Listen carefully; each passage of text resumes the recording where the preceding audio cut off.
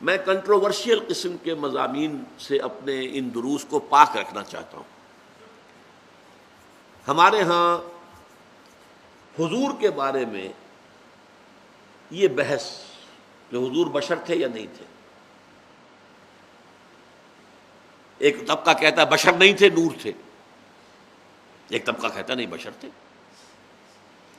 عوامی سطح پر جو واعظ قسم کے لوگ ہوتے ہیں انہوں نے ان مسائل کو اتنا اچھالا ہے، لوگوں کے ذہنوں کو پراگندہ کر دیا، حالانکہ قرآن مجید کے اندر ہے قُلْ إِنَّمَا أَنَا بَشَرٌ مِثْلُكُمْ يُوحَىٰ إِلَيَّ أَنَّمَا إِلَٰهُكُمْ إِلَٰهٌ وَاحِدٌ۔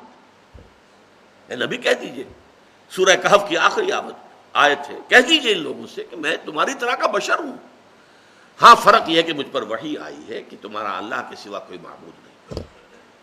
فَمَنْ كَانَ يَرْجُو لِقَاءَ رَبِّهِ فَلْيَعْمَلْ عَمَلًا صَالِحًا وَلَا يُشْرِكْ بِعِبَادَةِ رَبِّهِ أَحَدًا۔ تو جو کوئی بھی امیدوار ہے اپنے رب سے ملاقات کا تو اسے چاہیے کہ عمل کرے اچھے نیک، اور اپنے رب کی عبادت میں کسی کو شریک نہ کرے۔ لیکن ہمارے ہاں یہ بحث اٹھی کیسی؟ دیکھیے مرض ایک ہی ہے، اس کا ظہور ہوا پہلے اس معنی میں یہ رسول سامنے موجود تھے، قوم کے سامنے موسیٰ موجود، ہارون موجود، اور ہود موجود، اور صالح موجود، اور نوح موجود، اور سب کو نظر آ رہا ہے یہ تو بشر ہیں، اور بشر کیسے رسول ہو سکتا ہے، لہذا رسالت کا انکار کر دیا۔ یہی مرض ظاہر ہوا بعد میں ان لوگوں میں جنہوں نے بشر کو رسول مان لیا، انہوں نے کیا کہا یہ بشر نہیں ہے۔ بات تو ایک ہی ہوئی، رسالت کی بنا پر بشریت کا انکار، بشریت کی بنا پر رسالت کا انکار۔ کفار نے کیا کیا؟ بشر ان کی نگاہوں کے سامنے موجود تھے، ان کی بشریت کی بنا پر انکار کر دیا، یہ نبی نہیں ہو سکتے، رسول نہیں ہو سکتے، یہ تو بشر ہے۔ اور پھر ان انبیاء اور رسولوں کے ماننے والوں میں جب گمراہی آئی، شرک جو ہے وہ بڑے بھیس بدل بدل کر حملہ آور ہوتا ہے، بڑی صلاحیت کی ضرورت ہے کہ انسان پہچان سکے۔ باہر رنگے کے خواہی جامہ میج پوش، من انداز قدت رامی شناسم۔ تم چاہے کسی طرح کا لباس پہن لو، میں تمہیں تمہارے قد سے پہچان لوں، لیکن یہ صلاحیت سب میں نہیں ہوتی۔ وہ ایک چیز کو جانتے ہیں ہاں یہ شرک ہے، لیکن وہی شرک کوئی اور لبادہ پہن کے آ جائے نہیں پہچان پاتے کہ یہ شرک ہے، اس نے بھیس بدل لیا۔ تو ہوا کیا ہے، اسی بیماری نے کہ یہ چونکہ بشر ہیں لہذا رسول نہیں ہو سکتے، یہ دلیل سب سے بڑی تھی جس کی بنا پر ان کافر قوموں کے سرداروں نے، ان کے چودھریوں نے اپنی قوم کی مت مار دی اور انہوں نے حضرت اپنے رسولوں کا انکار کیا۔ لیکن پھر رسولوں کے ماننے والوں کے اندر اب یہ بات آ گئی یہ تو رسول تھے، بشر کیسے ہو سکتے ہیں؟ جو بات میں ایمفیسائز کرنا چاہتا ہوں کہ بات ایک ہی ہے، بیماری ایک ہی ہے، ایک ہی بیماری کا ایک سمٹم ہوتا ہے، دوسرا سمٹم کچھ اور ہو جاتا ہے، بیماری وہی ہے، لیکن بیماری کا ظہور ایک وقت میں ایک شکل میں ہو رہا ہے، ایک وقت میں ایک شکل میں ہو رہا ہے۔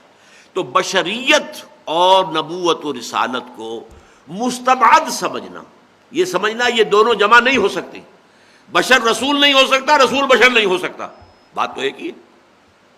اور بدقسمتی سے ہمارے عوام الناس جو ہلاک کی بہت بڑی اکثریت جو ان باتوں میں آ گئی۔